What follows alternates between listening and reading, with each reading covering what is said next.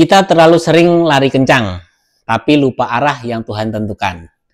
Padahal rezeki tak selalu tentang siapa tercepat, tapi siapa yang paling lengkap dalam berikhtiar dengan niat. Jangan cuma kerja hingga lelah dan gemetar, tapi lupa minta restu dari Allah yang Maha Besar. Karena usaha itu seperti melempar jaring di lautan lebar, dan inilah pembahasan Pelangi Ikhtiar.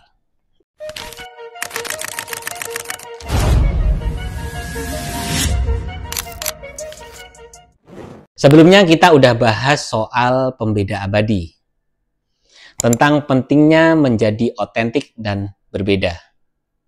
Tapi kalau hanya mengandalkan satu kekuatan aja, tanpa diimbangi ikhtiar yang menyeluruh, hasilnya seringkali nggak maksimal.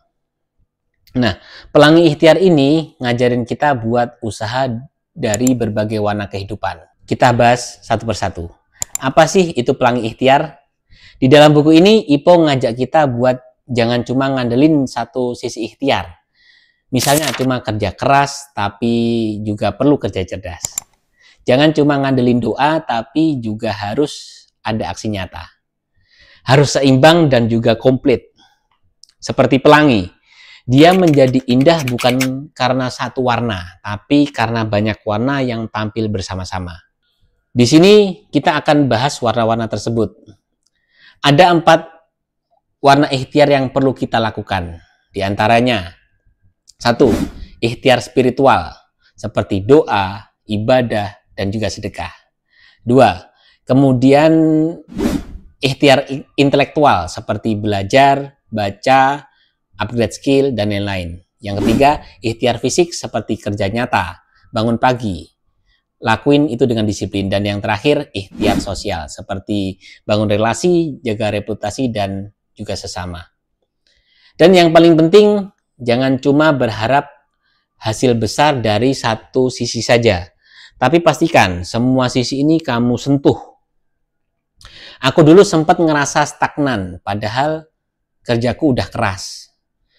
Jualan jalan, ngonten juga jalan. Tapi ternyata aku kurang dari sisi spiritual dan juga sisi sosial. Jarang sedekah dan jarang bersyukur. Gak terlalu jaga hubungan dengan orang sekitar juga. Sampai akhirnya aku mulai benerin satu persatu. Aku tambah warna-warna ikhtiarku, dan ajaibnya bukan cuma rezeki yang lancar, tapi hari-hariku juga menjadi lebih tenang. Kamu bisa mulai dengan audit usaha kamu selama ini. Kamu lebih berat di mana? Atau kurang di hal yang mana? Jadwalkan ruang untuk spiritualitas. Jangan tunggu sempat, tapi sempatkan. Upgrade dirimu seperti membaca buku, ikuti kelas, atau kamu tanya mentormu. Buka ruang kolaborasi dan kebaikan, karena kadang rezeki datang itu lewat tangan orang-orang lain. Pelangi Ikhtiar itu bukan tentang kerja 24 jam, tapi tentang menyentuh semua sisi yang Allah sediakan untuk kita menjemput rezeki.